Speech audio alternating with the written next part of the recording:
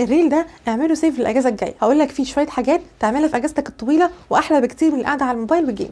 يعني هقول لك حاجات مسليات تفضي بيها دماغك، على شويه ممارسه هوايات هتفيدك، على استغلال وقت فراغك في حاجه تنفعك قدام باذن الله. اول حاجه برشحها لك هي حاجه اسمها كونفرزيشن كلابس. الكونفرزيشن كلابس عباره عن انك بتقعد وسط مجموعه اشخاص وتتكلموا مع بعض في مواضيع مختلفه بلغه اجنبيه، والمميز فيها ان في اغلب الوقت بيقعد معاك واحد اجنبي. يعني لو هتروح انجلش كونفرزيشن كلاب فاللي بيترأس القعده ده واحد امريكي او بريطاني. التجربه بالمناسبه مفيده جدا وممتعه جدا. اولا انت بتتكلم مع حد نيتف دي لغته، بتعرف منه هو بيتكلم ازاي وبيستخدم مصطلحات ازاي، وبتتدرب معاه على ممارسه اللغه، وبتخرج من القعده بتتكلم اسرع وعندك انطلاقه في اللغه. طبعا ممكن تحس انك انت ما اتحسنتش من اول مره، لكن مره على مره هتحس انك انت كويس في اللغه من ناحيه المحادثه. ده غير تبادل الثقافات طبعا. وبالمناسبه في مصر في كونفرزيشن كلابس للغات متنوعه، في اسباني وفي الماني وغيره. تاني حاجه بقى او مكان برشحه هو مكتبه مصر العامه، وتحديدا فرع الدقي. لو انت بتحب القرايه فهتلاقي هناك مكتبه ضخمه جدا ومنوعه وفيها كل حاجه حرفيا ممكن تخطر على بالك. المميز في المكان انه هادي جدا وعلى النيل. المكتبه يا جماعه موجوده في حته حلوه جدا جدا في الدقي، وهتدخل المكان المخصص للقراءه هتلاقي نفسك باصص على النيل وانت بتقرا. وحاجه جميله جدا، اشتراك المكتبه سعره رمزي جدا، 40 جنيه لمده سنه. بتاخد صوره ليك وصوره من شهاده الميلاد